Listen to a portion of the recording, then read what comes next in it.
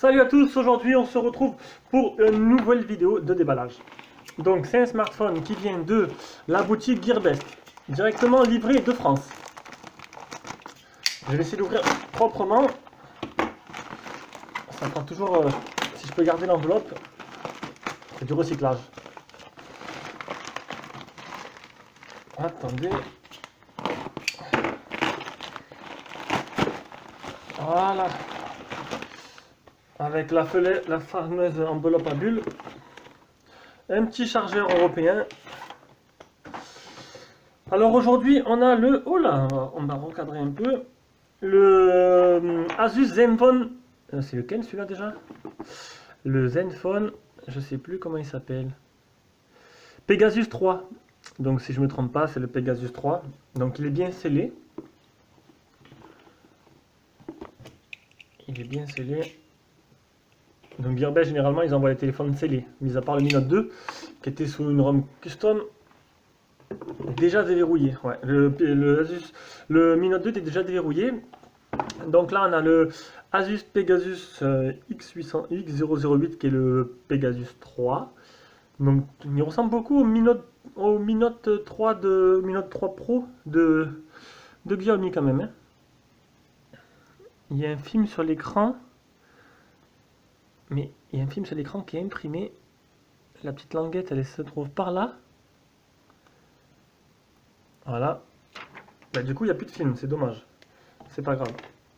On va poser le téléphone là. Donc, on va se voir vite fait. Donc, couleur dorée. Logo Asus en bas. Donc, j'imagine que c'est les boutons qui vont être rétroéclairés. On a un port SIM là. C'est un monobloc. On ne peut pas l'ouvrir. Accès à la batterie. Donc, power, volume, plus, moins. Tout en métal à part les parties en haut et en bas pour laisser passer les signaux du Wi-Fi. Voilà, donc un smartphone plutôt sympa avec capteur d'empreinte derrière. Pas très original dans la conception, mais plutôt sympa. On va l'allumer, on va regarder un peu le contenu de la boîte. Donc qu'est-ce qu'il y a? Dans la boîte, on trouve le petit kikou pour ouvrir le port SIM. Un gros chargeur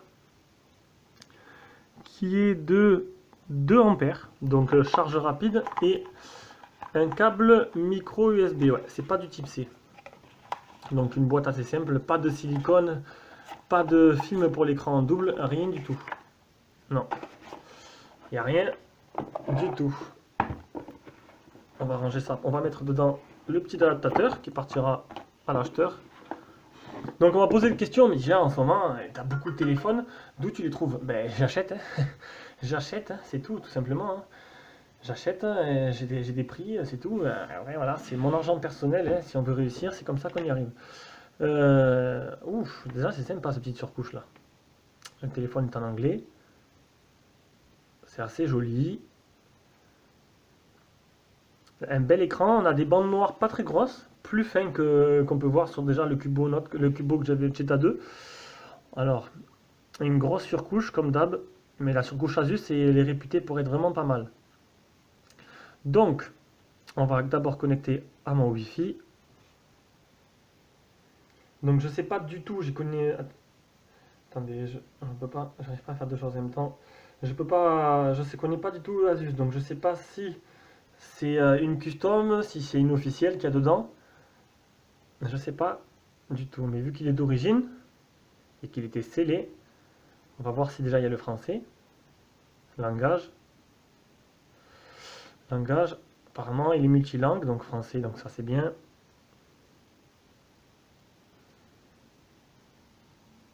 On va voir la version Android. Il a l'air assez rapide quand même, hein. Vraiment assez rapide, il a bien tourné. Donc c'est la version 2 Go de RAM. On vérifie si une mise à jour est disponible.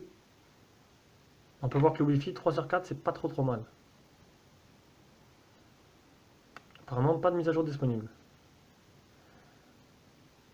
Télécharger auto via Wi-Fi. Les mises à jour se feront automatiquement en Wi-Fi. Donc il y aurait des mises à jour au tas. La bande elle est internationale, donc c'est plutôt. Enfin la ROM internationale, c'est plutôt sympa. La dernière mise à jour elle date du 24 juin 2016. Donc c'est pas tout récent. Donc peut-être qu'il y aura une mise à jour d'ici là, Android 6.0.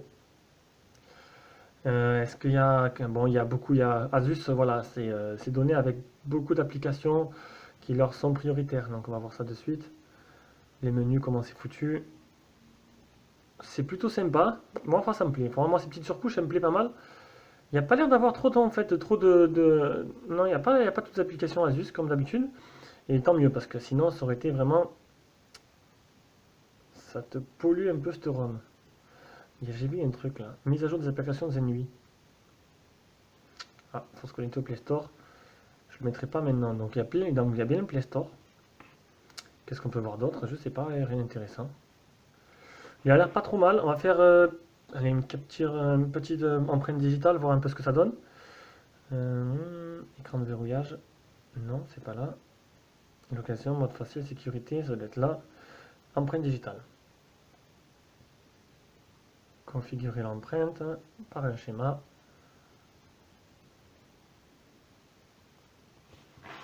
Alors, localiser le capteur. Suivant. Déjà, on peut voir que bon, ça, là, voilà, j'espère qu'on peut peut-être mettre les boutons comme l'UMI Plus ou l'UMI Super en bas à la place de sur l'écran. Sur l'écran, du coup, ça me plaît pas trop. Je sais pas si on peut le baisser. Faut voir ça dans les menus. Je vous dirai ça pendant le test. Si on va pas regarder maintenant, on va pas perdre trop de temps. C'est juste un déballage. Eh bien, dis donc, faut pas être pressé, hein. J'espère vraiment qu'il marchera correctement, parce que le temps qu'on met pour faire une empreinte.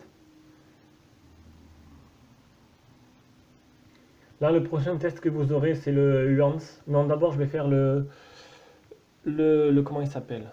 Le K6000 Pro. Comme ça, je le renvoie à Amazon, parce que bon, il me plaît pas trop. Le capteur d'empreinte est pas trop fonctionnel. Et après, je ferai le Huance un A101S. Voilà, voilà. Donc, on va essayer de suite.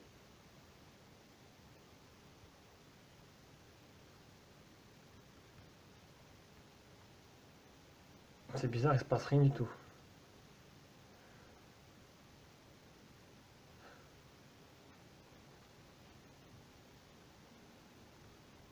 Qu'est-ce que c'est? Il se passe rien, il se passe rien. À moins qu'il faut... Attendez. J'espère qu'il ne faut pas le déverrouiller. Non, il se passe rien.